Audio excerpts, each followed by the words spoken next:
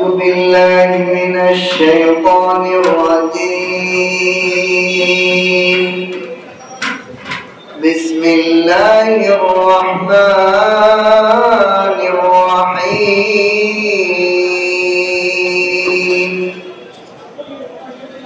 أومن كان ميتا فأحييناه وجعلنا له نورا يمشي به في الناس كمن مثله في الظلمات ليس بخارج منها كذلك زين للكافرين ما كانوا يعملون وكذلك جعلنا في كل قرية أكابر مجرميها ليمكروا فيها وما يمكرون إلا بأنفسهم وما يشعرون. وإذا جاءتهم آية قالوا لن نؤمن حتى نؤتى مثل ما أوتي رسل الله الله أعلم حيث يجعل رسالته سيصيب الذين أجرموا صغار عند الله وعذاب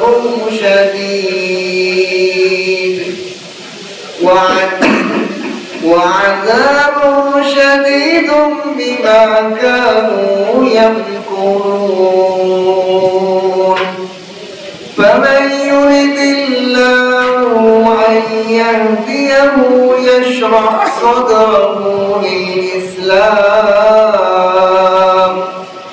ومن يرد أن يضله يجعل صدره ضيقا حرجا كأنما يصعد في السماء كذلك يجعل الله الرجس على الذين لا يؤمنون. وهذا صراط ربك مستقيما قد فصلنا الآيات لقوم يذكرون. لهم دار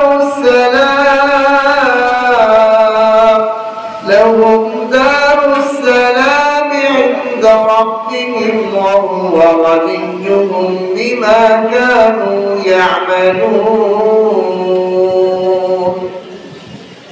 ويوم يحشرهم جميعا يا معشر الجن قد استكثرتم من الإنس وقال أولياؤهم من الإنس ربنا استمتع بعضنا ببعض وبلغنا أجلنا الذي أجلت لنا قال النار مثواكم خالدين فيها إلا ما شاء الله إن ربك حكيم عليم. وكذلك نولي بعض الظالمين بعضا بما كانوا يكسبون. يا معشر الجن والإنس ألم يأتكم رسل منكم يقصون عليكم آياتي وينذرونكم لقاء يومكم هذا قالوا شهدنا على أنفسنا وغرتهم الحياة الدنيا وغرتهم الحياة الدنيا وشهدوا على أنفسهم أنهم كانوا كافرين صدقت يا أرحم الراحمين. بارك الله لنا ولكم في القرآن العظيم ونفعنا وإياكم بالآيات والذكر الحكيم. سبحانك لا علم لنا إلا ما علمتنا إنك أنت العليم الحكيم. ربي زدني علما ربي زدني علما رب اشرح لي صدري ويسر لي أمري واحلل عقدة من لساني يفقهوا قولي. আল্লাহ তাআলা আল্লাহর উপরে শুকর ও সুজুদ যে মহান রব্বুল আলামিন আমাদেরকে প্রতি সপ্তাহের ন্যায় ধারাবাহিক কোরআন পাকের তাফসীর পড়া এবং শোনার জন্য আল্লাহর মসজিদে বসার তৌফিক দান করেছেন। এজন্য কালিমাতুশ শুকর আদায় করি আলহামদুলিল্লাহ। আজকে সূরা আনআমের 122 নম্বর আয়াত থেকে 130 নম্বর আয়াত, মোট 9টি আয়াত আমি তেলাওয়াত করেছি। আল্লাহ তাআলা যেন আমাকে এই আয়াতগুলোর ভেদ রহস্য নিজে বোঝা এবং আপনাদেরকে বোঝানোর তৌফিক দান করেন এবং আমাদের সকলকে আয়াত থেকে আল্লাহ পাকের বিধিবিধান জেনে আমল করার তৌফিক দান করে বলেন আমিন। প্রথম আয়াতে আল্লাহ তাআলা বলেন أَوَمَنْ كَانَ مَيْتًا فَأَحْيَيْنَاهُ। আর স্মরণ করুন ওই ব্যক্তির কথা যে আধ্যাত্মিকভাবে মৃত ছিল। আধ্যাত্মিকতার দিক দিয়ে ওই ব্যক্তির কথা স্মরণ করুন যিনি মৃত ছিল। অতঃপর আমি আল্লাহ তাকে জীবন দান করেছি, জীবিত করেছি। وَجَعَلْنَا لَهُ نُورًا يَمْشِي بِهِ فِي النَّاسِ। এবং তাকে জীবিত করার পর আমি তার জন্য একটা আলো রেখেছি, তাকে একটা আলো দান করেছি। ইয়ামশি বিহি ফিন নাস, সেই আলো নিয়ে সে মানুষের মধ্যে চলাফেরা করে। কামান মাতালহু ফি যুলুমাত লাইসা বিখারিজিম মিনহা। এই যে ব্যক্তি যে মৃত ছিল তাকে আমি জীবন দিয়েছি, জীবন দিয়ে তাকে আমি একটা আলো লাইট দান করেছি, যে আলো দিয়ে সে মানুষের মধ্যে চলাফেরা করে।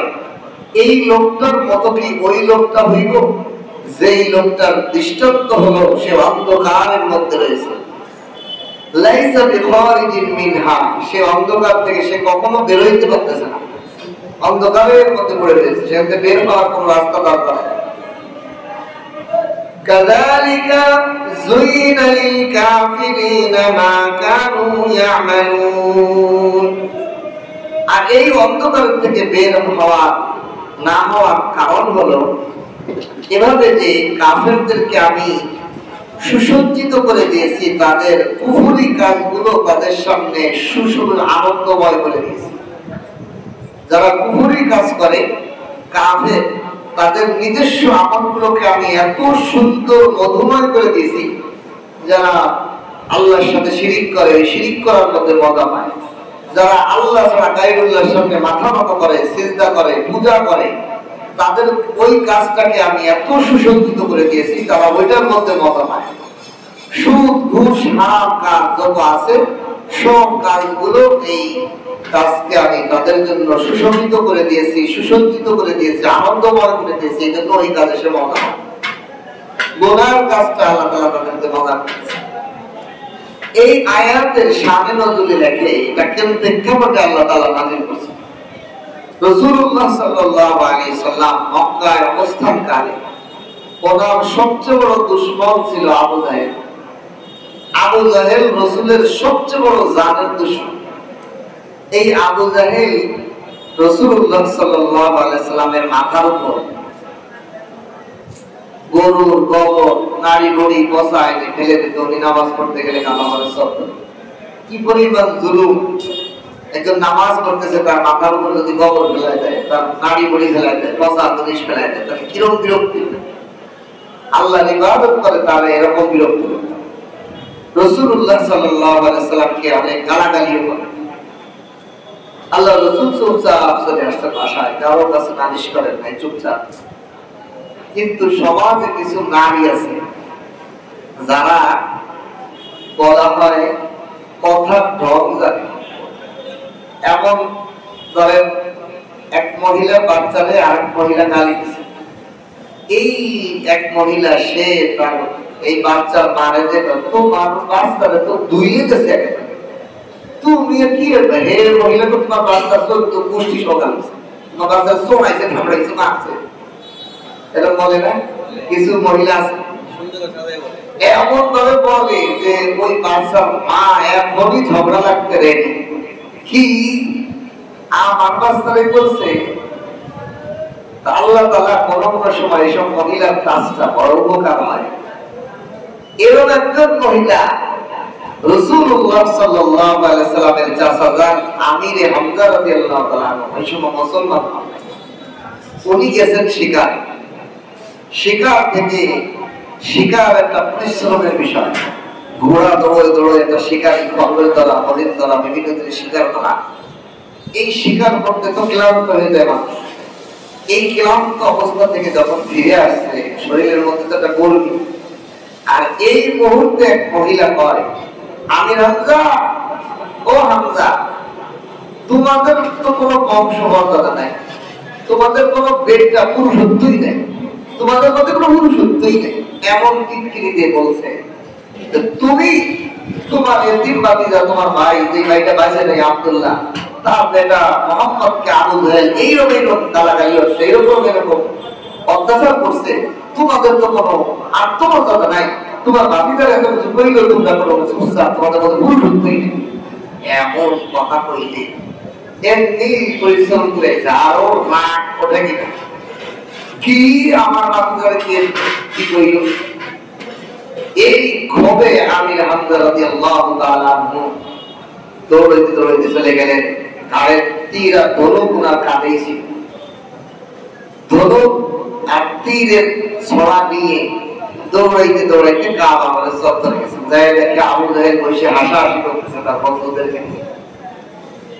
এই আবু জাহেল, তুমি আমার ভাতিজাকে গালি দিয়েছো, আমার ভাতিজার আঘাত দিয়েছো? হ্যাঁ দিয়েছি।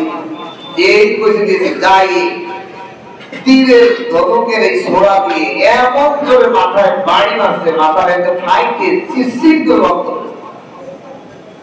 আবু জাহেল লিডার ছিল, ও বলছে যে আমির হামজা চেটে গেছে, এখন যদি আমিও চেটে, দুই বংশই মজবুত শক্তিশালী, অপরাধ তো আমিই করছি, তার বাপাদারা আমিই জানিয়েছি, মারছি, আঘাত করছি, এখন যদি উল্টা আমিও আঘাত করি, দুই বংশের মধ্যে কোনো ভুল নেই।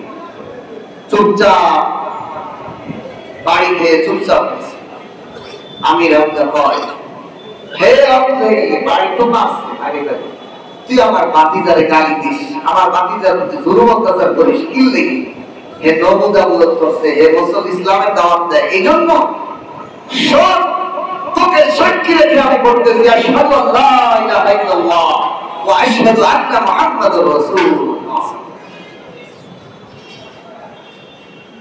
তুই আমার ভাতিজার ইসলামের কারণে তুই অত্যাচার করিস, আমি তোরে সাক্ষী রেখে রাখতেছি, আমি মুসলমান।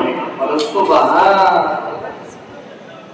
আল্লাহ তাআলা এই ঘটনাকে এই কোরআনে কারীমের মধ্যে শোনান, আওয়ামান কানা মাইতান ফাহিয়াইনাহু, অনেক মানুষের অন্তর্মৃত ছিল, কুফরের মধ্যে ছিল।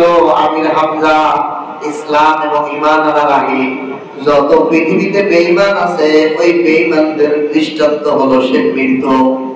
মৃত মানুষের জন্য যেমন লাশের মধ্যে একটা পয়সার দাম থাকে না, ওই লাশটাকে যদি কেউ বলা হয় তোমাকে আরো 1000 টাকা দিব, ওই লাশটা নিয়ে যাও, সে আরো উল্টা বলবে আমি লাশ 1000 টাকা দিলেও নিব না। লাশের তো দাম নাই নাই, বরং উল্টো আরো টাকা দিলেও কেউ লাশ কিনত না। ঠিক কিনা? আল্লাহ বলেন মৃত্যু মানুষের যেরকম দাম নাই, কাফের বেঈমানদের 1 পয়সাও দাম নাই। ও মৃত্যুর মতো আওয়ামান কানা মাইতান, কারো কারো দিল অন্তর ঈমান না থাকার কারণে মৃত্যু ছিল। আমির হামজার মতো মানুষ ফাহিয়াইনাহু, আমি আল্লাহ তার মধ্যে ঈমান জাগায় ফেলেছি। সুবহান। আমি আমির হামজার দিলের মধ্যে চেতনা দান করেছি, ঈমান জাগায় দিয়েছি, তাই সে জীবিত হয়ে উঠছে। এরপরে وجعلنا له نورا يمشي به في الناس, আমি এই ঈমান এমন এক ঈমানের নূর তাকে দান করেছি, ইয়ামশি বিহি ফিন নাস, সে মানুষের মধ্যে এই নূর নিয়ে চলাফেরা করে। সুবহান। কামান মাসালাহু, এই আমির হামজা কি ওই আবু জাহেলের মতো হইব যার দৃষ্টান্ত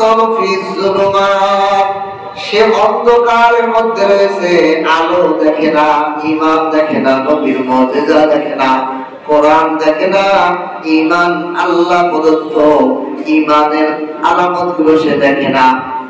লাইসা বিখারিজিন মিনহা, সেই অন্ধকার থেকে বের হইতেও পারতেছে না। আবু জাহেল এই বেঈমানি কুফরি থেকে বের হয়ে আসতেছে, বারোটা বের হইতে আল্লাহ অন্ধকারের মধ্যে আটকে রাখছে, সে অন্ধকার থেকে আলোর রাস্তা বুঝতে পারছে না। দেখেন একজন মানুষ যদি অন্ধকারে পড়ে যায়, সে কোনো আলো নাই, চারিদিকে থেকে অন্ধকার, সে রাস্তা খুঁজে পাবে, সে ডাইনে যাচ্ছে না বামে যাচ্ছে, এটা দিক নির্দেশনাও পাইব না। প্রচন্ড আমাবস্যার অন্ধকারে যদি কেউ রাস্তায় হাঁটে, হাঁটতে হাঁটতে নদীর ঘাটে চলে গেছে, বাড়ির ঘাটে না আসতে নদীর তুলে চলে গেছে। এরকম অনেক মানুষের ঘটনা করছে। আমরা ছোটকালে দাদির কাছে গল্প শুনছি, সেই সময় বিদ্যুৎ ছিল না, এই বাংলাদেশের মানুষ কেরোসিন তেল দিয়ে কুবা জ্বালাইত, হারিকেন জ্বালাইত। সেই সময় আমাদের দাদির ছোটকালে দাদির কাছে গল্প শুনছি, দাদার বন্ধু বাজার থেকে 8 বজে আসতে আসতে মানুষ ধীরে ধীরে চলে আসতো, রাত হয়ে যেত। কোনো কারণে যদি আসতে রাত হয়ে যেত, বা এরকম একদিন রাত হয়ে গেছে, হাঁটতেছে আর বাড়ির রাস্তা, বাড়ি আসে সেটা অন্যদিন দেখা যায় ঘন্টা আগে কাটলেই বাড়ি চলে আসে, কিন্তু আগে দেয় যে রাস্তা শেষ হয়, ঠিকই রাস্তা হাঁটতেছে, হাঁটতে হাঁটতে সারা রাত বদল হয়ে গেছে, দেখে যে নিজের গ্রামের মধ্যে দিয়েই ঘুরতেছে, কিন্তু বাড়ির ভিতরে হচ্ছে না। অন্ধকারের মধ্যে পড়ে মানুষ তার গন্তব্য খুঁজে পায় না, বের হইতে পারে না। এই জন্য আল্লাহ বলেন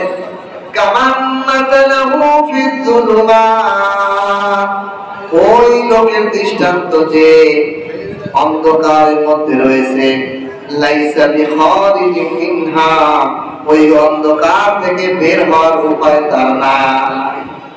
কাফের মুশরিকরা যাদের দিলে আল্লাহ মোহর রেখেছে, তারা ওই কুফুরের অন্ধকারের মধ্যে এমন ভাবে পড়ে গেছে, ও রাস্তা পাবে না। আপনি হাত ধরে টানলেও সে বাড়ির রাস্তা পাবে না, কবে না সে ভুল পথে হাঁটতেছে, অন্ধকারে সে কিছুই দেখে না। তো এই আল্লাহ তাআলা বলেন কাযালিকা যুয়িনা লিল কাফিরিনা মা কানু ইয়ামালুন, এমনি ভাবেই আমি কাফেরদের জন্য সুশোভিত করে দিয়েছি, আনন্দময় মজাদার বানিয়ে দিয়েছি, মা কানু ইয়ামালুন, তারা যা আমল করে। একজন কাফের সে গাছ পূজা করে, মূর্তি পূজা করে, পাথর পূজা করে, 3 পূজার পূজারী, 10 পূজার পূজারী, 1400 পূজার পূজারী, সে যে জিনিসে পূজা করে সেটা সে মজা পায়।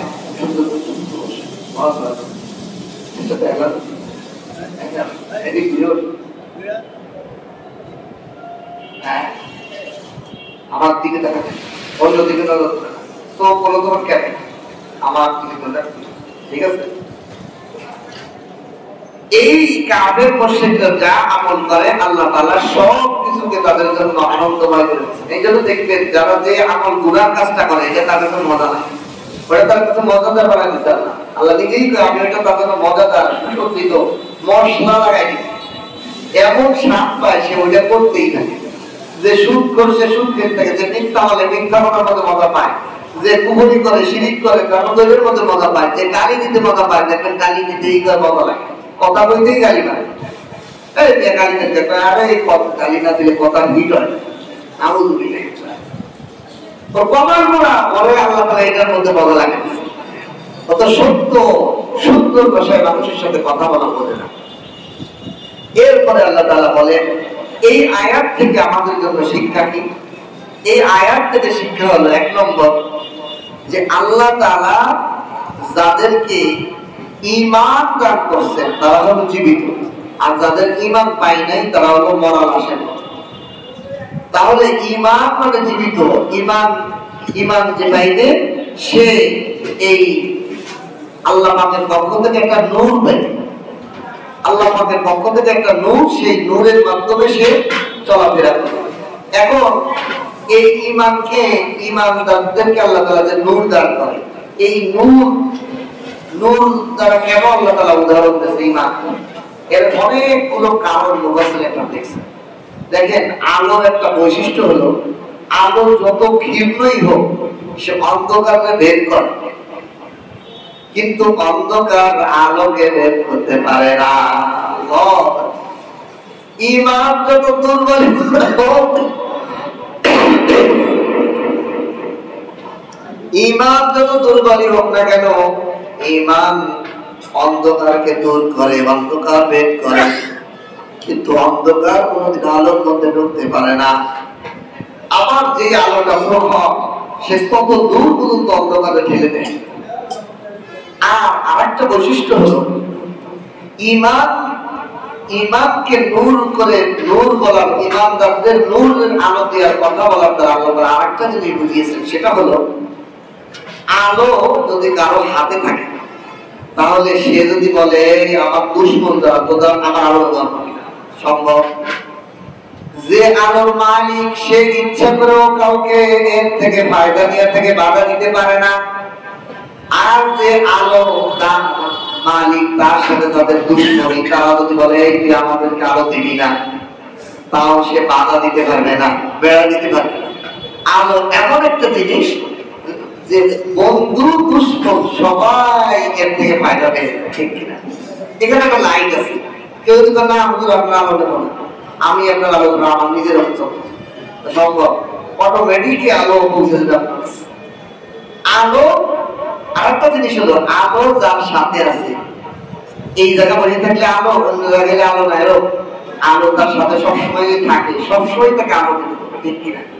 ঈমান এমন একটা জিনিস যে কিছুক্ষণ আমার কাছে আছে আর কিছুক্ষণ বের করে রাখলাম, এরকম ঈমান তো অন্তরের সাথে, অর্থাৎ মানুষের সাথে, অর্থাৎ মানুষ যেখানেই যাবে এই আলোটা সেখানেই করবে। এর মানে হলো ঈমানের আলো তার ঘরের মধ্যে আলোকিত করবে, তার বাজারের মধ্যে আলোকিত করবে, তার কর্মস্থানে আলোকিত করবে। সে যেখানে যেখানে চলবে এই ঈমানের আলো সকলকেই ফায়দা দিবে। সুবহানাল্লাহ। ঈমানদার এই নূরের আলো বেঈমানরা পর্যন্ত এতে উপকৃত। ঈমানদারের আলো পশু পাখি পর্যন্ত তার দ্বারা উপকৃত হইত। ঈমানদারের এই নূরের আলো দ্বারা সারা জগতের মাখলুকের দ্বারা উপকৃত হয়। এই জন্য আল্লাহ তাআলা আলো দ্বারা ঈমানদারের ঈমানকে আলো দ্বারা বলেছেন যে ঈমানদারকে আমি এমন এক আলো দেই, ইয়ামশি বিহি ফিল নাস, সে চলাফেরা করে আলোকে সাথে নিয়ে মানুষের মধ্যে, অর্থাৎ মানুষের মধ্যে যখন আলো নিয়ে চলাফেরা করে প্রকৃত এই ঈমানদারের ঈমানের বরকত সমস্ত মানুষের মধ্যে ছড়ায় যায়। সুবহান। কিন্তু কামান মাযালাহু ফি যুলুমাত, এই অন্ধকার শূন্য যে মানুষটা আছে কুফরি, তার অন্ধকার তাকে কখনো ছাড়ে না, তার বের হইতে দেয় না। কিন্তু এই অন্ধকার ওয়ালা মানুষটাও যদি ঈমান ওয়ালা আলোর কাছে আসে, তার অন্ধকার তার থেকে পালাইয়া যাইবে, ঠিক কি না? এতে বোঝা যায়, এখান থেকে আমাদের জন্য আরেকটা শিক্ষা হলো কি, আমাদের সমাজে যে যত বেশি ঈমানদার, যে যত বেশি ঈমানদার, যারা আমরা কম দুর্বল ঈমানদার, তারা যদি বেশি ঈমানদারের সোহবতে যায় তার ঈমানের আলোতে আমার অন্তরটাও বেশি আলোকিত হইয়া যাবে। সুবহানাল্লাহ। ঈমানদারের সোহবতে বসলে বেশি ঈমানের পাওয়ারে দেখতে কম আলো যদি বেশি আলোর কাছে যায়, ওই বেশি কম আলোটাও বেশি আলোর রূপান্তরিত হয়ে যায়। ছোট আগুন যদি বড় আগুনের কাছে যায়, ওটা বড় আগুনের রূপান্তরিত হয়। ঠিক কিনা? ঠিক আমাদেরকে আল্লাহ তাআলা শিক্ষা দিয়েছেন যে ঈমানদার ছোট দুর্বল ঈমানদার না, ভালো ঈমানদার সবাই ঈমানদারের কাছে যে বসা, তাদের সোহবতে যাওয়া, তাহলে এই কুফরি অন্ধকার গুনাহ তার থেকে আস্তে আস্তে দূর হইতে। এর হাজার প্রমাণ আছে, হাজার গল্প। ছোট্ট একটা গল্প বলে শেষ। একজন ঈমানদার ইমাম সাহেব, তার কাছে এক চোর আসছে, শুনছে যে বাদশাহ ঘোষণা করছে যে এই সমাজের মধ্যে যেই যুবকটা 40 দিন তাকবীরের সাথে মসজিদের ইমাম সাহেবের পিছনে নামাজ পড়বে, ওই ইমাম সাহেবের সাথে ওই যুবকের সাথে আমার মেয়ের বিয়ে। এই কথা শোনার পর যুবক আসছে মসজিদ, আইসে 5 ওয়াক্ত নামাজ 40 দিন ভর্তি কষ্ট করে হইল, বিশাল পাবো, রাজার কন্যারে বিয়ে করতে পারবো, এই আশায় সে মসজিদে এসে যখন ইমাম সাহেবের মসজিদের পরিবেশে, ইমানের আলোর পরিবেশে আসছে, তার ভিতর ছিল তো চোর, সে ছিল সূরা, সে ছিল একজন খারাপ মানুষ, তার অন্ধকার ছিল। মসজিদের পরিবেশে, ইমাম সাহেবের পরিবেশে থাকতে থাকতে থাকতে 40 দিন পর কয়, আর আমার রাজার মেয়েরে বিয়ে করার দরকার নাই, আমি আল্লাহরে পাইছি। এখন এই লোভই তার দিল থেকে মুছে গেছে, লোভের অন্ধকারটা তার দিল থেকে মুছে দেওয়ার কারণে এখন আমার রাজার মেয়েরে বিয়ে করতে চায়। কি কারণে? ওই মসজিদের মধ্যে ইমামদারদের আনাগোনা, ইমাম সাহেব, আল্লাহওয়ালা, আলেম, তাদের সোহবতের বরকতে তার ভিতর থেকে অন্ধকার দূর হয়ে আলোকিত হয়ে গেছে। তার এখন আর তার দুনিয়ার লোভ, মায়া, মহব্বত, দুনিয়ার লোভ লালসা সব দিয়ে এখন চালানোর দিকে চাহিদা নেই। দেখবেন এই জন্য ঈমান এর একটা আলামত হলো, ঈমানের নূর যার মধ্যে বেশি আছে, এর প্রমাণ কি? এর প্রমাণ হলো সে আখিরাতের বেশি আশা করে, দুনিয়ার বেশি জিনিস চায় না, দুনিয়ার কোনো চাওয়া পাওয়া বেশি নাই। গাড়ি বাড়ি জীবন চললেই চলে, দুনিয়ার এত চাওয়া পাওয়া নাই, গাড়ি বাড়ি এত কিছু করার নাই, কিন্তু আখিরাতে সে লাভবান হতে চায়, আখিরাতের প্রতি তার আকর্ষণ বেশি। এই জন্য আল্লাহ তাআলা বলেন, উদাহরণ দিয়েছেন আবু জাহেল এবং আমির হামজা রাদিয়াল্লাহু তাআলা যে ঈমানের আলো আমির হামজার মধ্যে আসছে, এই জন্য সে ঈমানের দৌলত পেয়েছে, ঈমানের আলো নিয়ে সে আমাদের মানুষের মধ্যে ঘুরতেছে। আর আবু জাহেল অন্ধকারের মধ্যে এমন আটকা রয়েছে যে ও বারবার রাস্তা পাচ্ছে, ওর ব্যবহার রাস্তা বন্ধ। আরো তার এই কুফরি কাজগুলোকে আরো সুশিক্ষিত আনন্দময় করে দিচ্ছে, এই জন্য আনন্দ ছাড়িয়ে বসে রয়েছে। এরপর আল্লাহ তাআলা বলেন, وَكَذَلِكَ جَعَلْنَا فِي كُلِّ قَرْيَةٍ أَكَابِرَ مُجْرِمِيهَا لِيَمْكُرُوا فِيهَا। আল্লাহু আকবার। আমাদের জন্য সান্ত্বনা দিয়েছে এবং নবীকেও সান্ত্বনা দিয়েছে এই আয়াতে। আল্লাহ বলেন, এমনি ভাবে প্রত্যেক জনপদে আমি যাদেরকে সরদার বানাই, অপরাধীদেরকে আমি সরদার বানাই, সরদারদেরকে আমি অপরাধী, পাপের, জুলুম, অত্যাচারের অধিকারী বানাই। প্রত্যেক জনপদে যারা সরদার, ধনী, যারা নেতৃত্ব মঞ্চে বসা, যারা ক্ষমতা চেয়ারে বসা এবং যাদের কাছে ধন সম্পদ বেশি, এরা দেখবেন সমস্ত গুনাহ, অন্যায়, জুলুম, অত্যাচার এরাই করে। এটা আমার কথা না, আল্লাহর কথা। আল্লাহ বলতেছেন, ওয়াকাযালিকা এমনি ভাবেই জাননা আমি বানাই ফি কুল্লি ক্বরিয়াতিন প্রত্যেক গ্রামে, জনপদে, প্রত্যেকটা মহল্লায় আকাবিরা বড় বড় লোক, বড় বড় ধনী, বড় বড় মর্যাদার লোকদেরকে মুজরিমিহা অপরাধী বানাই আমি। কেন?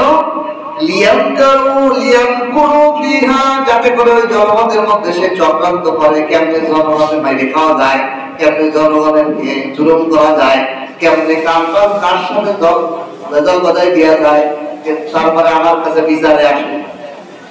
এমনও মাতব্বরের ঘটনা শুনছি যে মাতব্বর নিজেই প্রেস লাগায়, গন্ডগোল বাজায় দেয়, এই বকরের সাথে যে মারামারি লাগাইয়ে এবার দুই পক্ষ আমার কাছে আইলে তোদের পক্ষে বিচার করবো, তোরা কতদিন কম, তোদের পক্ষে বিচার করবো, যারা বেশি টাকা দেয় তাদের পক্ষে, দুই পক্ষে তুই টাকা খায়, বাকি যেই পক্ষ বেশি টাকা দেয় তাদের পক্ষে রায় দিয়ে তুই কি বুঝিস, বেশি বুঝিস, তুই এরকম করলি কেন?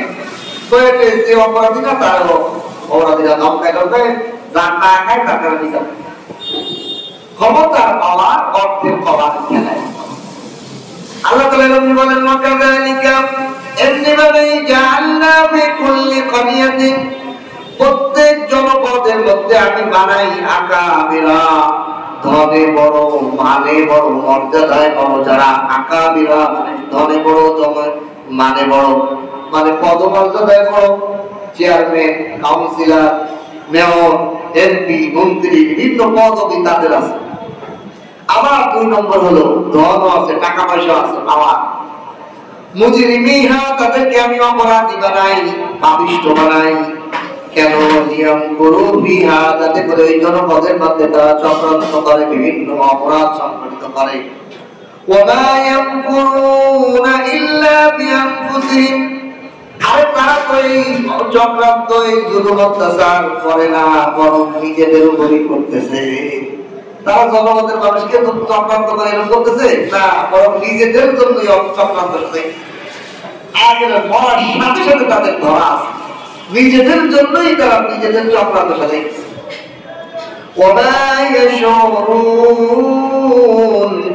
তারা নিজেরা নিজেদের কোনো হুঁশই নাই, তারা মনে করতেছে আমি মনে অনেক বুদ্ধি, আমার মাথায় কোনো ট্যালেন্ট, আমি অনেক বুদ্ধি নিয়ে এই সমাজটা পরিচালনা করি, আমি মনে হয় এর বেকার লাগাই, এবার লাগাই, এই করি ও করি, আমি মনে হয় অনেক বড় কৌশলী। কিন্তু না, তার সমস্ত কৌশল তার নিজের উপরে এসে পড়বো, তার এই সব চক্রান্ত তার নিজের নফসের উপরে এসে পড়বো, তার নিজের আখেরাত, নিজের নফসের উপর অপরাধ বেশি বেশি ছড়াইছে, তার কোনো হুঁশই নেই। এই আয়াতের মাধ্যমে আল্লাহ তাআলা এক নম্বরে নবীকে সান্ত্বনা দিলেন, ও নবী, আবু জাহেল যে লিডার আপনারা কষ্ট দেয়, এটা শুনলেন সে আদম আলাইহিসসালাম থেকে সমস্ত যুগে সমস্ত জনে পদে পদে আমি মানে লিডারদের কিরকম অপরাধী বানাইছে। আমি তো চাইলে লিডাররাই নইলে করতাম, পারতাম না। আবু জাহেলের নবী বানাইলে তো আবু জাহেলের পাওয়ার ছিল, শক্তি ছিল, অর্থ ছিল, নেতৃত্ব ছিল, ওর নবী তো জোর করে ভয়ের মতো করলো বিদায়।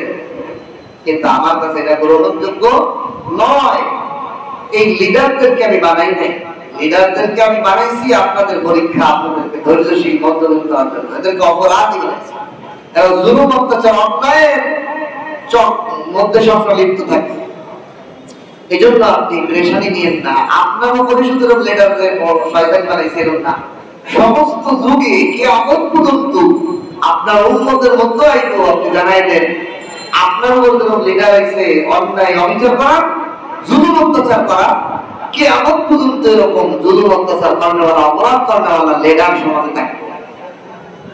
আল্লাহ বানাইছে, কে বানায়? আল্লাহ।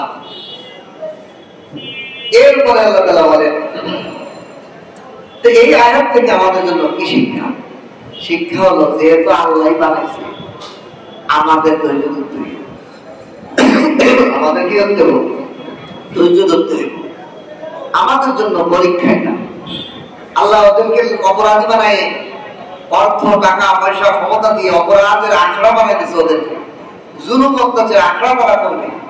আমরা সাধারণ জনগণ, সাধারণ মুসলমান, মাজলুম, ধৈর্যশীল। আর আল্লাহ তাআলা এই যে একটা কথা বলে রাসূলুল্লাহ সাল্লাল্লাহু আলাইহি ওয়াসাল্লামকে, রাসূল সাল্লাল্লাহু আলাইহি ওয়াসাল্লাম বলেন, ক্বালা রাসূলুল্লাহ সাল্লাল্লাহু আলাইহি ওয়াসাল্লাম, মান ইউরিদিল্লাহু খায়রান ইউসিব বিহি আও কামা ক্বালা আলাইহিস সালাতু ওয়াস সালাম। রাসূল বলেন,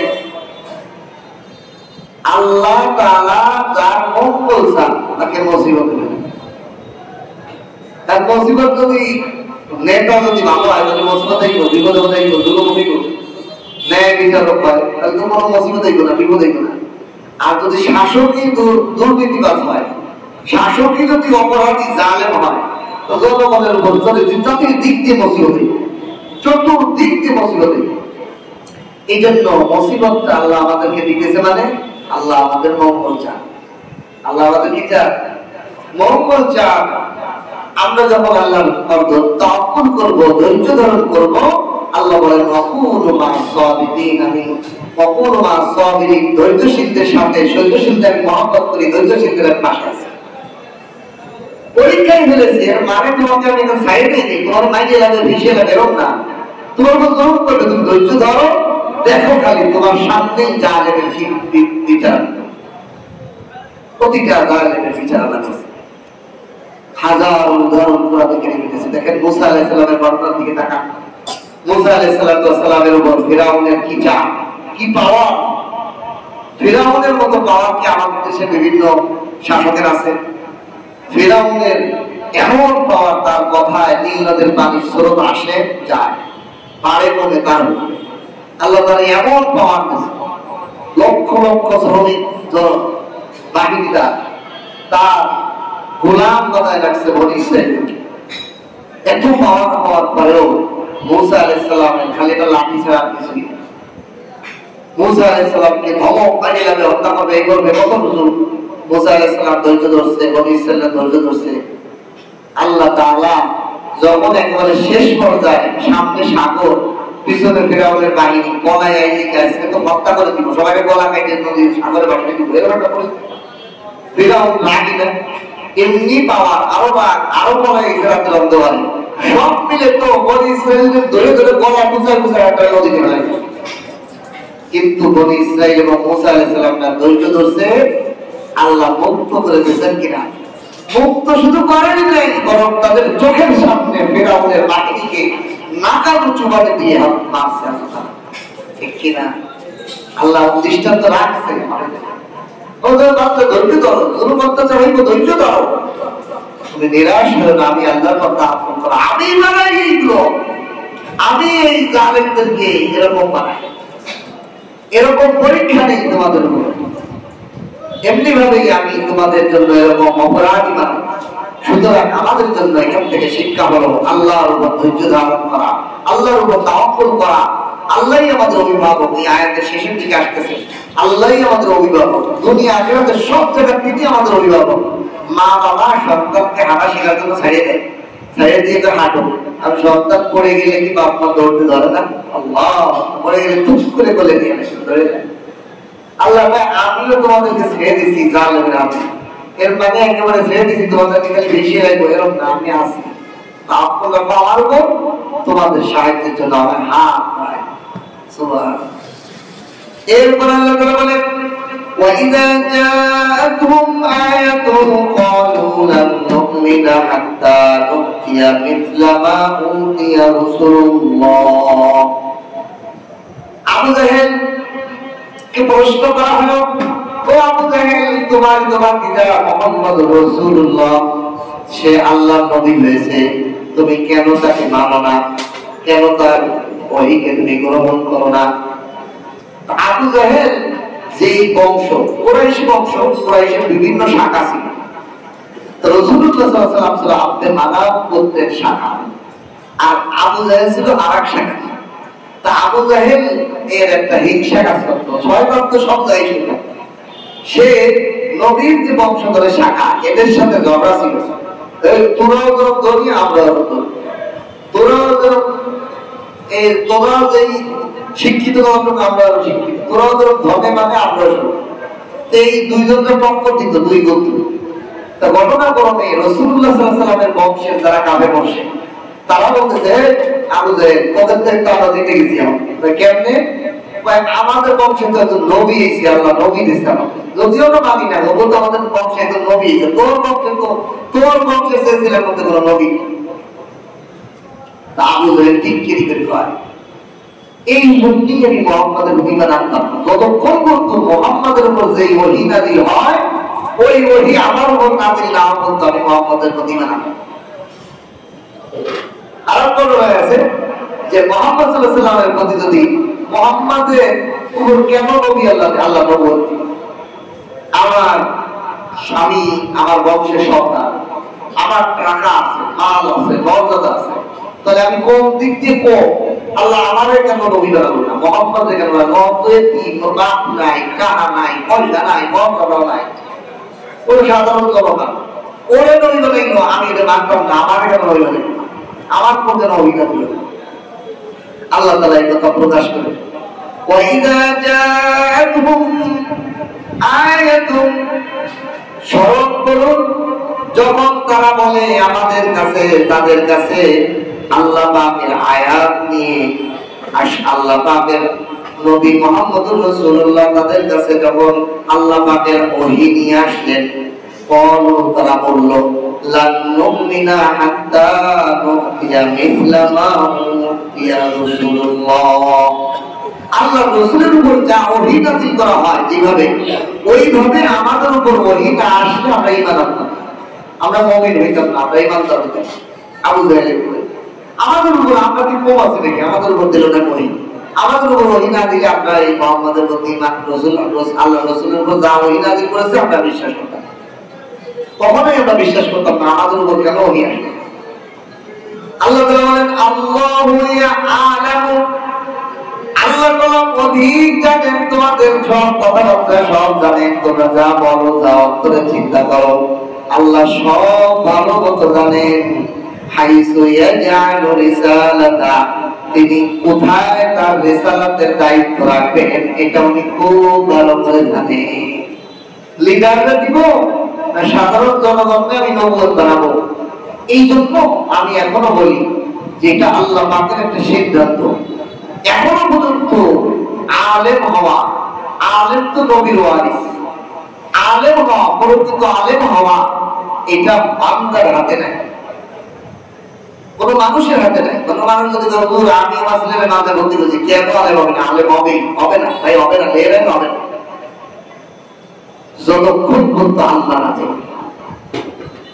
আপনি এবার তাকায় দেখেন কত বাবা আমার কাছে এসে বলে হুজুর তিনটা পুরা তিনোটারে মাথায় দিছি, একটাও মাথায় দেখেছি, সব মাথায় দিয়ে সিগারেট খায়, গাঁজা খায়। আমার কাছে তো গাঁজা এসে দুঃখ করে, হুজুর 20 বার হয়েছে, 22 বার হয়েছে, এখন সে গাঁজা করে গেছে, ইয়াবা করে গেছে, অথবা কোনো ওই বিদেশি স্কুলে ভর্তি হয়েছে। আলেম হওয়াটা আর নবী হওয়া এটা আল্লাহ পাকের ফয়সালা, আল্লাহ যাকে ভালোবাসেন তাকেই দেন। না আমি চিন্তা করি, আমিও চিন্তা করে দেখছি, আমি যে কথা এসে আপনাদের কিছু কথা শোনাইতেছি, কোরআনের ব্যাখ্যা তাফসীর করে শোনাইতেছি, আমি চিন্তা করে খুঁজে পাই না যে আমি, আমার বাপ স্কুলের মাস্টার, মা জেনারেল শিক্ষিকা, তো সেই পরিবারে অটোমেটিক ভাবে এই বাবা যেহেতু মাস্টার, স্কুলে পড়াই করছিলেন, আমাদেরকে স্কুলেও ভর্তি করছে, কেউ 8, কেউ এসএসসি, কেউ 10, আমি এসএসসি পরীক্ষা দিয়ে আসছি। আমার বাপ্পা রাজি না মাদ্রাসায় পড়ানো, জোর করে মাদ্রাসায় ফেলেছি, দিলের মধ্যে আল্লাহ ঢালছে পাগলের মতো পড়াইছে, পড়াইছে গেছি মাদ্রাসায় পড়তে।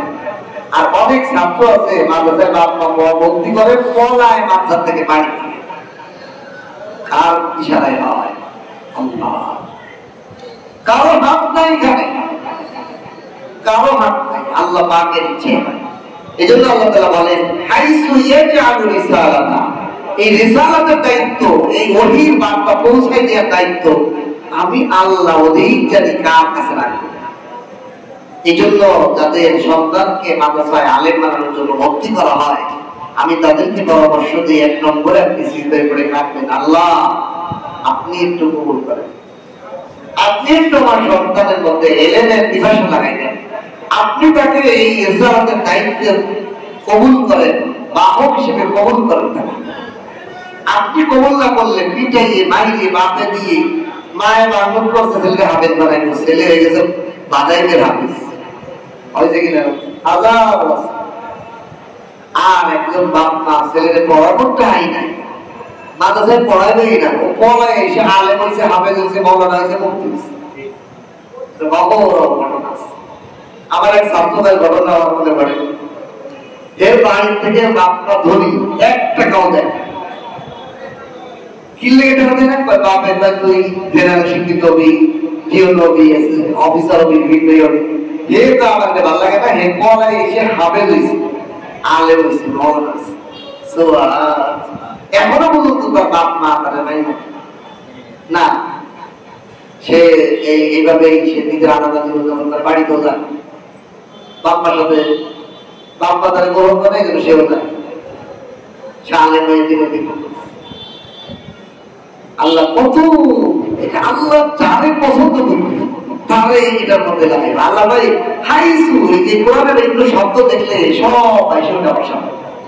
আল্লাহু আ'লামু হাইসু ইয়াজআলু রিসালাতা, আল্লাহ অধিক জানেন কোথায় তার রিসালাতের দায়িত্ব রাখবেন, কার উপরে দায়িত্ব অর্পণ করবেন, এই কোরআনের আমানত কার দিলের মধ্যে রাখবেন, এটা আল্লাহ অধিক ভালো জানেন।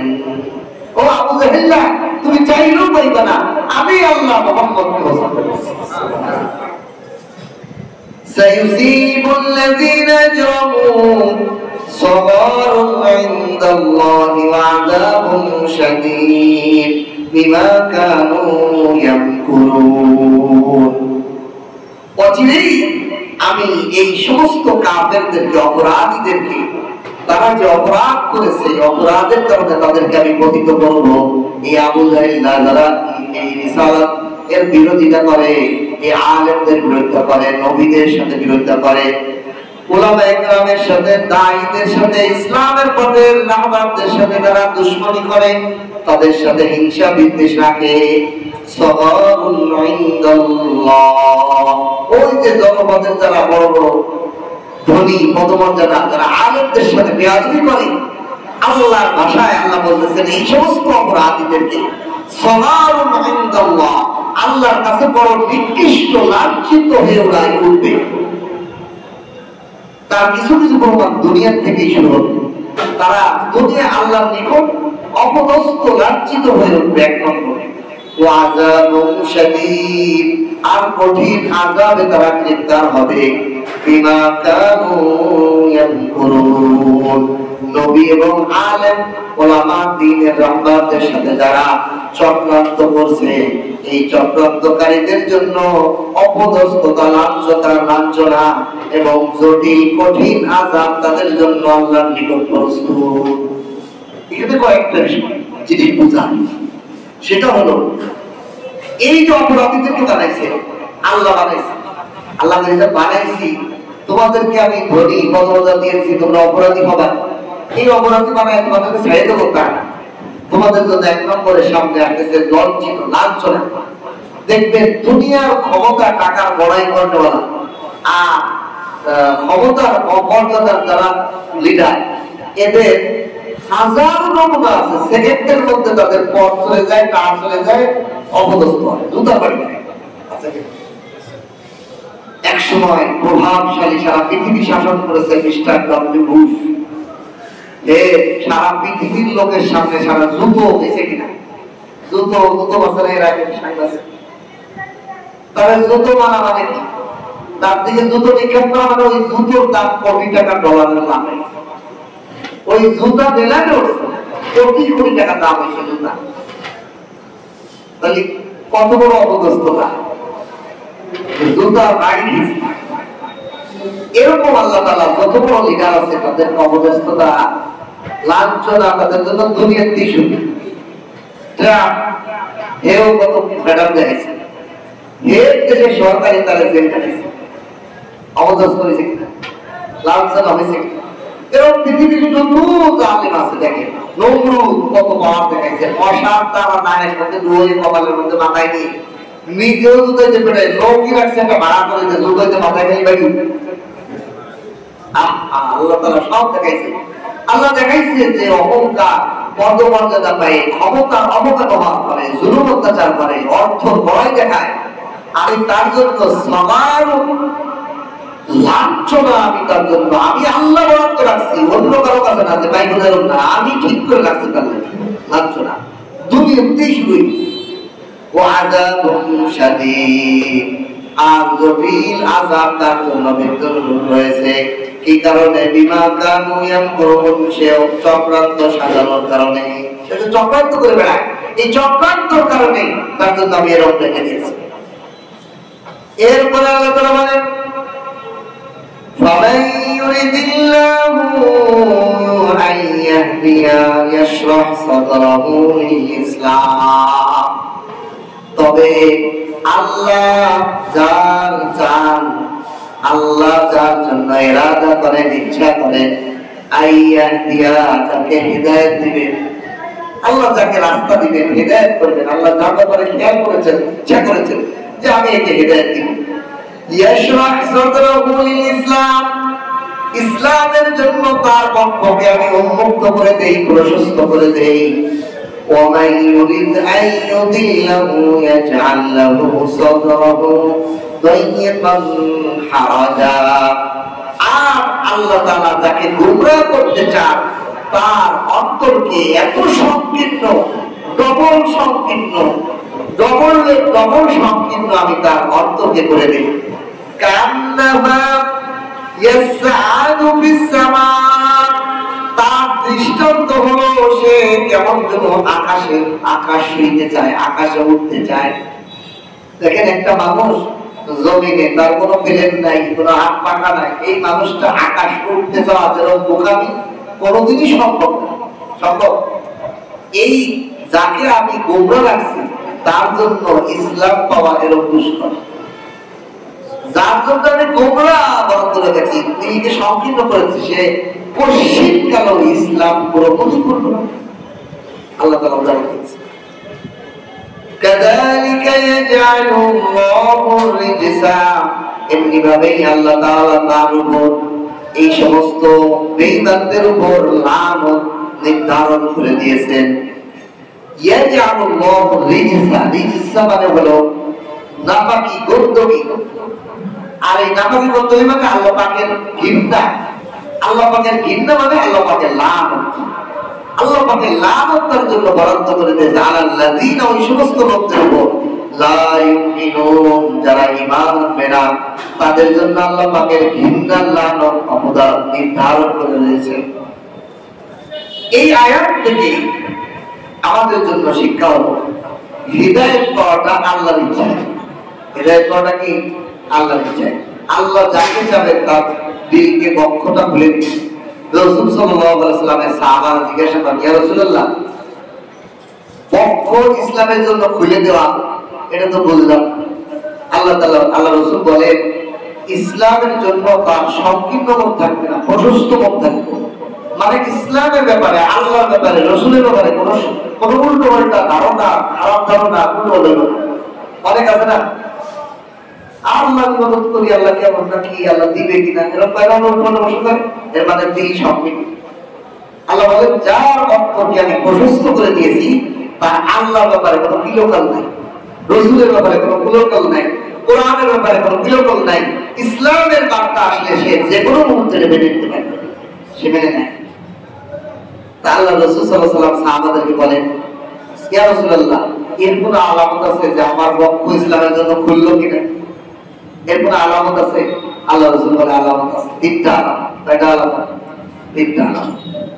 আল্লাহ রাসূল বলেন, যার বক্ষ ইসলামের জন্য উন্মুক্ত করে দেওয়া হয়েছে তার সর্বকাজ আখিরাতের প্রতি আকর্ষিত হইবে। দুনিয়ার যত কাজ করব সব কাজে সে আখিরাতের লাভ দিবে। যে আমার এই কাজটা আখিরাতের লাভ কি, আমার পরকালের লাভ কি, আমি এই কথাটা বললে পরকালের লাভ কি, আর দুনিয়ার প্রতি তার বিকর্ষণ হইব, আখিরাতের প্রতি আকর্ষণ, আর দুনিয়ার প্রতি বিকর্ষণ। দুনিয়ার লোভ লালসা, দুনিয়ার চাওয়া পাওয়া, দুনিয়ার বিভিন্ন জিনিস তারা সইতে পারবে না। আল্লাহ আমার কথা, দুনিয়াদারির ভিতর দুনিয়ার লোভ লালসা, চাকরিটা বিকর্ষণ লাগবে, বিরক্ত লাগবে। 3 নম্বর আলামত হলো সে সর্ব অবস্থায় আল্লাহ পাকের ব্যাপারে কোনো তার কি থাকবে না, সংশয় সন্দেহর কোনো অবকাশ থাকবে না। আখিরাতের ব্যাপারে, আল্লাহর ব্যাপারে, রাসূলের ব্যাপারে, ইসলামের ব্যাপারে, এই 3টা বিষয় যখন তার মধ্যে থাকবে, বুঝতে হবে তার বক্ষটা ইসলামের জন্য উন্মুক্ত করা হয়েছে। সাহাবায়ে কেরাম রাদিয়াল্লাহু তাআলা ছিলেন এর নমুনা। সাহাবারা রাসূলুল্লাহ সাল্লাল্লাহু আলাইহি ওয়াসাল্লামের সমস্ত বিষয় এক ব্যক্তির, ইসলামের কোন বিষয় তাদের সব সহায়তা ছিল। আর এখন এটা তৈরি হবে কেন যে আমাদের ইসলামের কোনো সংশয় থাকবে না? এটা হলো যার যত বেশি আল্লাহর ভক্তি এবং ভালোবাসা থাকবে, তার আল্লাহর ব্যাপারে, নিজের ব্যাপারে তত বেশি হবে। এবার দুনিয়াতে সাধারণ মানুষের আমরা দেখি, যেই মেয়েরে যেই যুবক ভালোবাসে, যেই পুরুষটা একটা মেয়েরে ভালোবাসে মহিলা, সেই মহিলার ব্যাপারে তার কোনো সংশয় থাকে, সন্দেহ থাকে, ভালোবাসার গভীরতার কারণে সন্দেহ করে, সন্দেহ থাকে না, কোনো খারাপ কথা বলে পারো এটা হইতেই পারে, ঠিক কিনা? আল্লাহ প্রতি রসুলের প্রতি ভালোবাসা তার যত থাকবো, ইসলামের ব্যাপারে সংশয় তার তত থাকবে। আর যারা বেঈমান তাদের উপর আল্লাহ পাকের লানত সর্বদা থাকবে। এরপর আল্লাহ তাআলা বলেন ওয়াহাদা সিরাতুম রাব্বিকা মুস্তাকিমা। আর এই যে ইসলাম, নবী মুহাম্মদ রাসূলুল্লাহকে যে পথ দেওয়া হয়েছে, এই হাজা ইসলাম, এই ইসলামটা হলো সিরাত রাব্বিকা মুস্তাকিমা, আপনার প্রতিপালকের সরল সোজা পথ হলো ইসলাম। قد فصلنا الآيات لقوم يذكرون।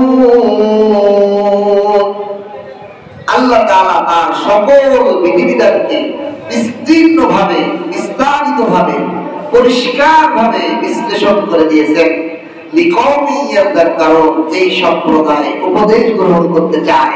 আল্লাহ কোরআনে কারীমে সব প্রকাশ করেছে। দেখেন আল্লাহ তাআলা বলেছেন যে তোমাদের লিডাররা জালিম। তাহলে আমি কিন্তু জানি আল্লাহ, আমি আমার কোনো লিডার, কোনো ক্ষমতা দেওয়ার কোনো লিডার যদি আমার উপর জুলুম করে, আমি তো দেখতে হারবো। আল্লাহ তো বলেছে ঠিকই, সেটা কারণ ঠিক না, আমার পেশানি হওয়ার কিছু নেই, ঠিক কিনা? অর্থওয়ালা, ক্ষমতাওয়ালা জুলুম অত্যাচার করবে, বেশি বেশি গুনার কাজ করবে, পাপের কাজ করবে, এটা দেখে তো বলবো যে না, আল্লাহ তো সব বিস্তারিত বলে দিয়েছে, স্পষ্ট করে দিয়েছে। এই জন্য উপদেশ গ্রহণকারী সম্প্রদায়ের জন্য সব আল্লাহ খুলে খুলে বর্ণনা করে দিয়েছে কোরআনে কারীমে। এরপর আল্লাহ বলেন যারা এই ধৈর্য ইসলামের পথে অটল থাকবে, ইসলাম গ্রহণ করবে, আল্লাহর হুকুমকে আত্মসমর্পণ করবে, আল্লাহর হুকুমের সামনে নিজেকে আত্মসমর্পণ করে দিবে।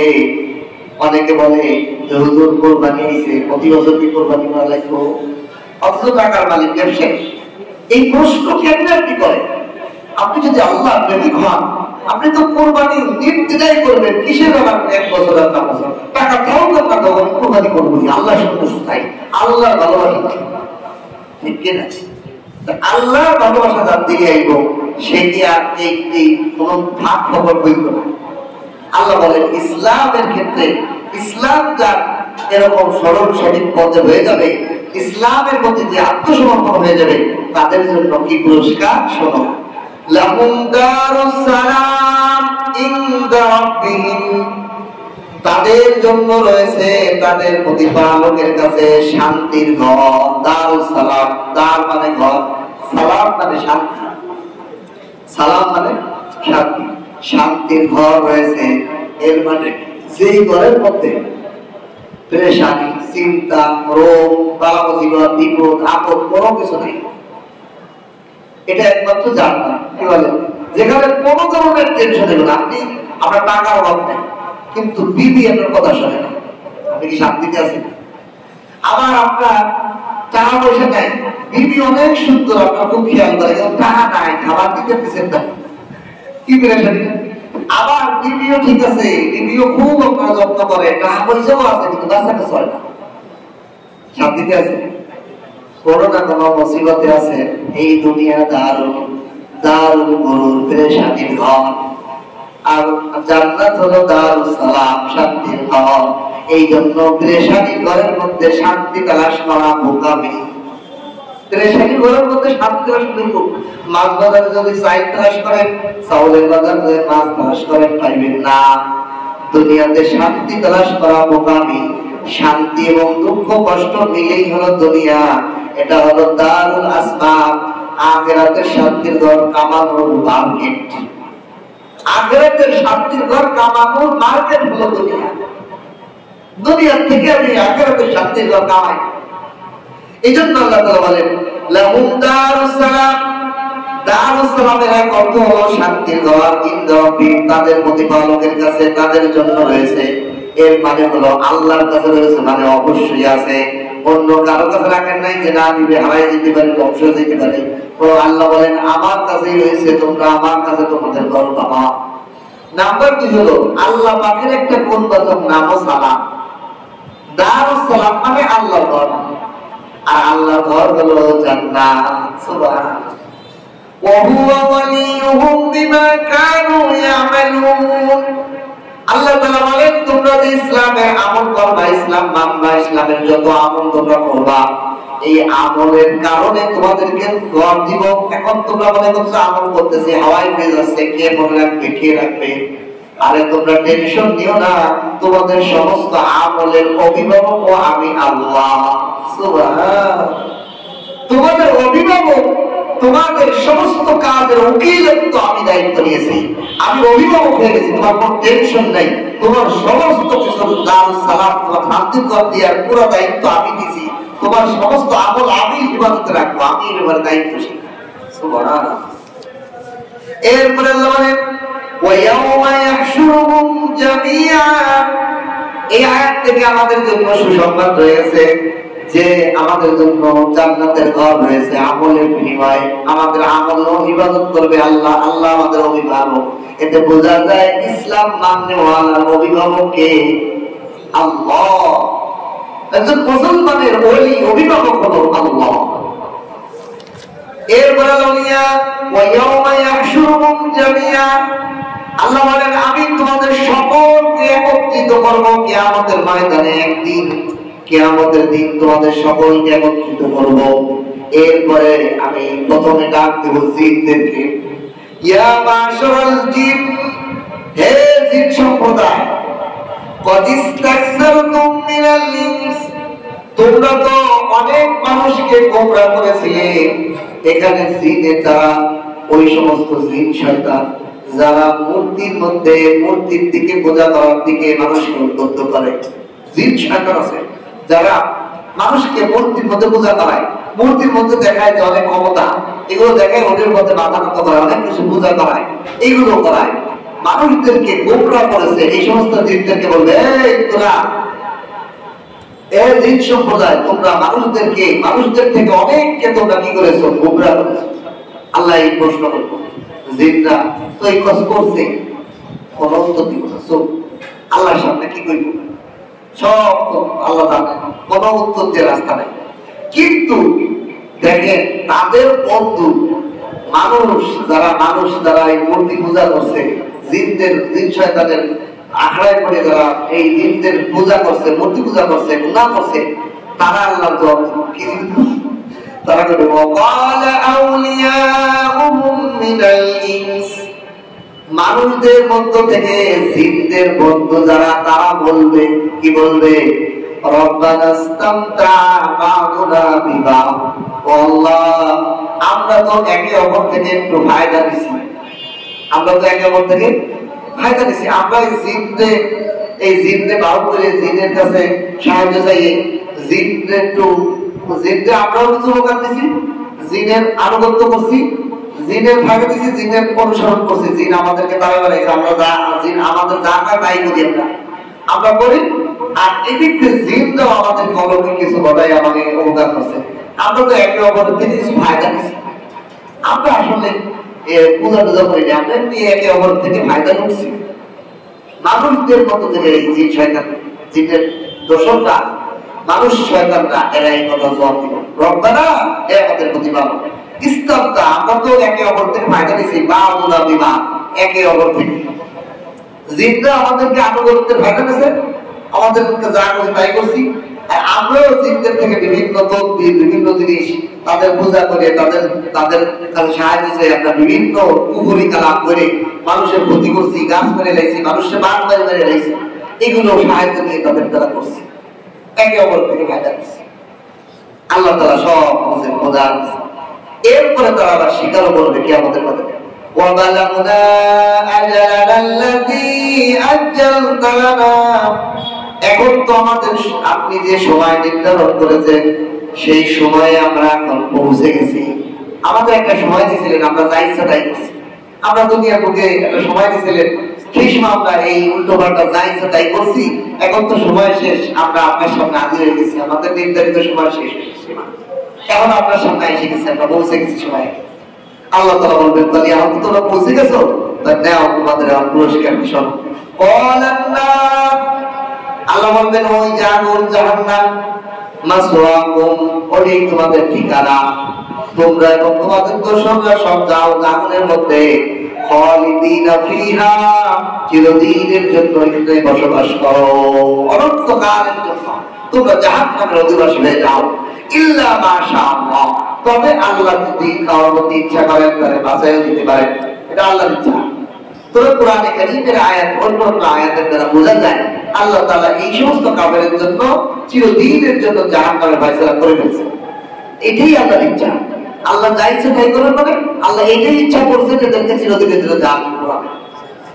ইন্না রাব্বাকা হাকীমুন আলীম, নিশ্চয়ই আপনার প্রতিপালক প্রজ্ঞাময়, তিনি জানেন, ন্যায় বিচারক। তিনি ইনাদেরকে এই জিনদের দোষরদেরকে জাহান্নামে দিয়ে অপরাধ করছেন এরকম নয়, বরং ন্যায় বিচার করছেন। তোদেরকে খাওয়াইলাম পড়াইলাম, পুরো দুনিয়া আমি বানাইলাম, তোদের মাথার তালু থেকে পায়ের তল পর্যন্ত সব বানাইলাম। ওই জিন জাতি তোদের যত খাবার দাবার সব আমি বানাইলাম, তোদের চলাফেরার জন্য সবকিছু তোদেরকে উদাহরণ করে দিয়া আমি বানাইলাম। আমি আল্লাহ তো সব বানাইলাম। ও মানুষ শয়তান, তোর খাওয়া থেকে হজম করা পর্যন্ত যত তোর অর্গানাই আছে, যত কিন্তু বোঝানো সব তোর জন্য বানাইলাম। তুই আমাকে বাদ দিয়ে কার পূজা করেছিস, এটাই তো ন্যায় বিচার, তোর শাস্তি হওয়া দরকার। তোর যদি শুধুই পাপ করে দেই তাহলে তো ন্যায় বিচার হইব না। কি বলে, একজন বাচ্চা বারবার অপরাধ করে তাহলে মাফ করে দিলে কি ন্যায় বিচার হলো? আর একজন দেখলে লোক দেখলে বলে এই পিটাটা তার সমাজে শাসন করে না, এই জন্য এত বড় জ্ঞান হবে। একটা বাপ ছেলেদের অপরাধ করে মাফ করে দেয়, অপরাধ করে মাফ করে দেয়, পাশের লোকটা দেখে বলবো এ বাপ আমার কাটাই ছেলে অপরাধ করছে, বাপের সব দিন তো ঠিক হয়ে যায়। এত মাফ করে দিলে এত আদর করলে কি হয়? যদি সঠিক মাফ হইত তাহলে এটা সরল হয়। বলে কিনা আল্লাহ ভাই আমারও তো তোমরা কইতে পারবো, এই জন্য আমি হাকিম। আমি ওদেরকে জাহান্নামে না দিলে তো আমি হাকিম দিতে পারবো। আমারও কথা বলে যে কি যে মাফ করে দিলে তোমরা কথা বলে দাও মাফ করে, এই জন্য আমি হাকিম ন্যায় বিচারক ওদেরকে অনন্তকালের জন্য দান করে দিই। আলিম, এবং আমি সব জানি, তোমরা কি ধারণা করবা সেইটাও আমি জানি, জন্য আমি এই বিচার করছি।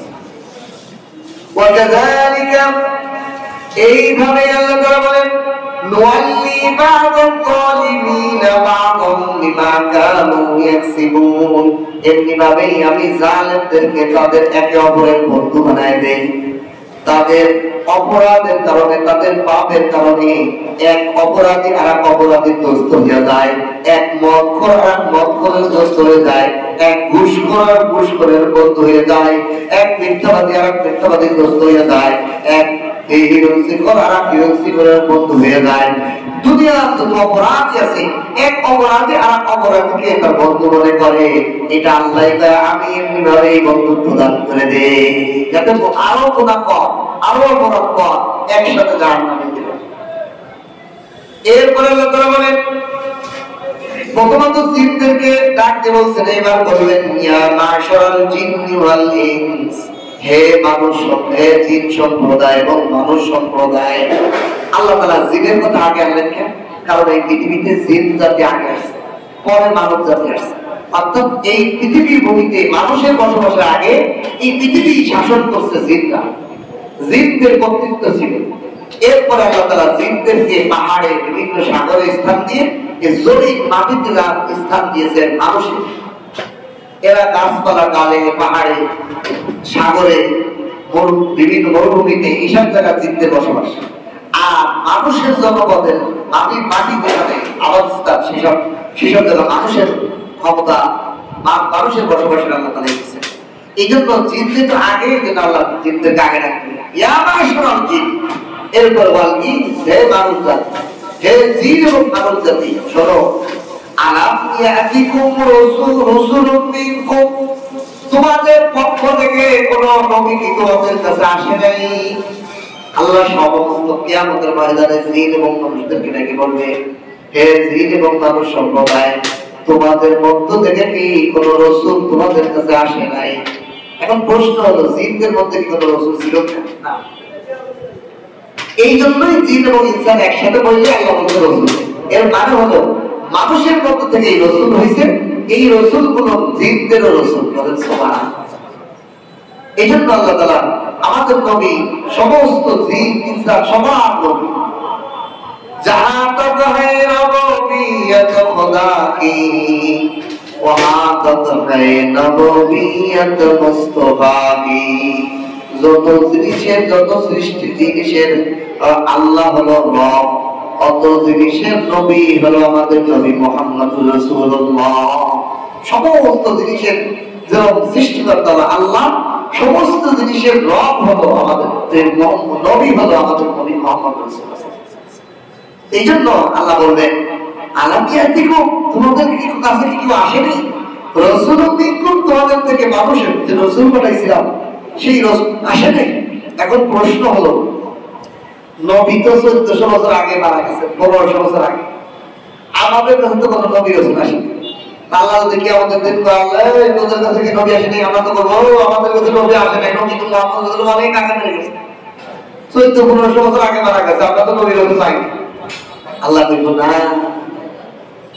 নবী আল উলামা ওয়ারাসাতুল আমবিয়া, উলামায়ে কেরাম হলো নবী ওয়ারিস, এদেরকে কিয়ামত পর্যন্ত দায়িত্ব দেওয়া হয়েছে, নবুয়তের দায়িত্ব।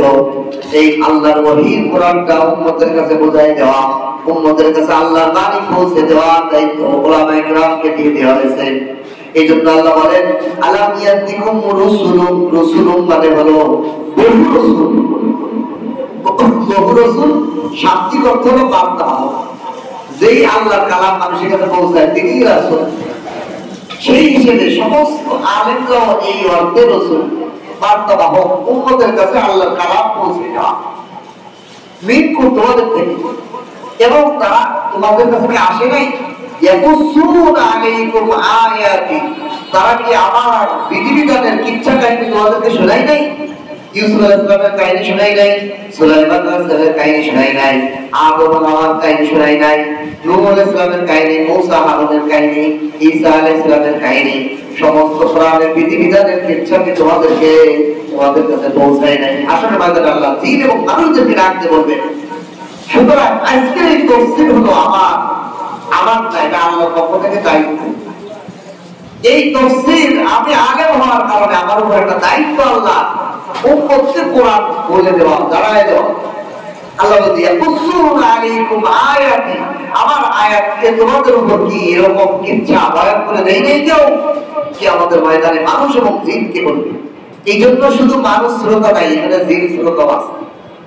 এখানে জিনরাও তাফসীর শুনে, আর তাদেরও এই প্রশ্ন সম্মুখীন হইব। আমরা বলতেছি তারা কেন শুনবো না? তারা একদিন না শুনে না বসে যদি ঘুরে বেড়ায় জিনরা, আমরা তো তারা দেখি না, যত ঘুরে বেড়ায় তারা কিয়ামতের দিন ধরা দিবে। এই জন্য আল্লাহ বলেন ইয়া মাশারাল জিন ওয়াল ইনস আলাম ইয়াতিকুম রাসূলুম মিনকুম ইয়াকুসুনা আলাইকুম আয়াতি, আমার আয়াত কি তোমাদের কাছে বর্ণনা করে নাই আমার কোন রাসূল?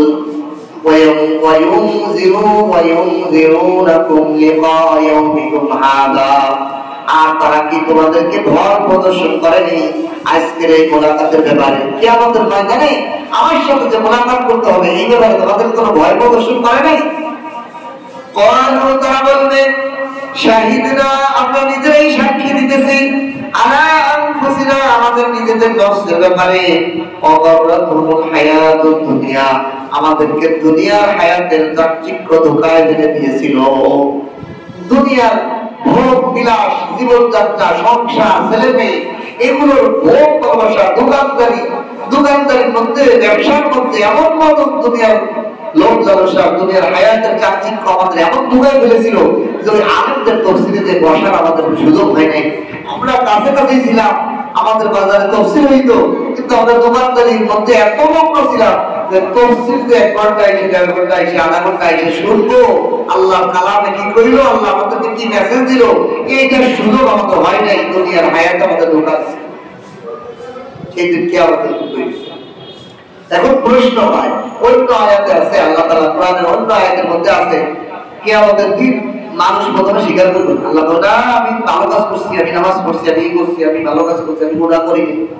তখন আল্লাহ তাআলা তার জিহ্বার উপর মোহরাটি দিবে, মুখের উপর মোহরাটি দিয়ে তার হাতকে বলবে বলো, তার পাওকে বলবে বলো, তার চোখকে বলবে বলো, কানকে বলো বলো, সব কথা বলা শুরু করবে। তখন মানুষ দেখবে যে ধরা খাই গেছে, এত বাঁচানো হয়। তখন মানুষ আবার দিন স্বীকার করে বলতে আল্লাহ আমি অপরাধ, দুনিয়ার হায়াতের দোকায় পেলে আমি ইবাদত বন্দি করি নাই, আলেমদের কথা শুনি নাই, তাদের মজলিসে বসি নাই, আপনার কালামের তাফসীর করছে বুঝাইছে, কিন্তু আমি যাই নাই। আমার ব্যবসা একটা রাখছে, আমার দুনিয়ার মোহ, সংসার, বিভিন্ন ব্যস্ততা, চাকরি, এগুলোর মোহ আমাকে এমন আটকে রাখছে যে এগুলো ছাড়িয়ে আসতে পারি, সব স্বীকার করবো। তাহলে বোঝা যায় দুনিয়ার প্রতি যার লোক লালসা সে আখিরাতের মজলিসে আসতে পারে। আল্লাহ আমাদের যাদের জ্ঞানে বসার তৌফিক দান করছে, বোঝা যায় আমাদেরকে আল্লাহ তাআলা পছন্দ করে, ঠিক কিনা? আলহামদুলিল্লাহ।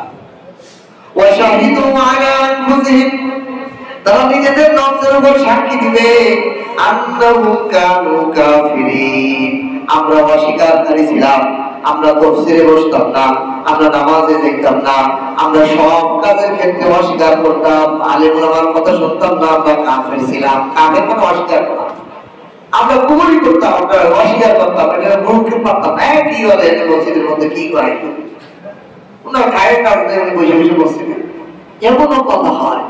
আল্লাহ তাআলা সব পাশ করেছে, তারা নিজেদের ব্যাপারে সাক্ষী দিবে, সব আমরা অস্বীকার করতাম, আমরা এগুলো গুরুত্ব দিতাম না, এটা দিতাম, আমরা নিজেরাই কাফের ছিলাম। ذلك أن لم يكن ربك مهلك القرى بظلم وأهلها غافلون। এরপর আল্লাহ তাআলা বলেন আমি আল্লাহর একটা নিয়ম নীতি হলো, আমার একটা নিজস্ব উসুল আছে, সেই উসুল হলো আমি কোন সম্প্রদায়কে তাদেরকে সতর্ক করা ছাড়া আযাব দিয়ে ধ্বংস করি না।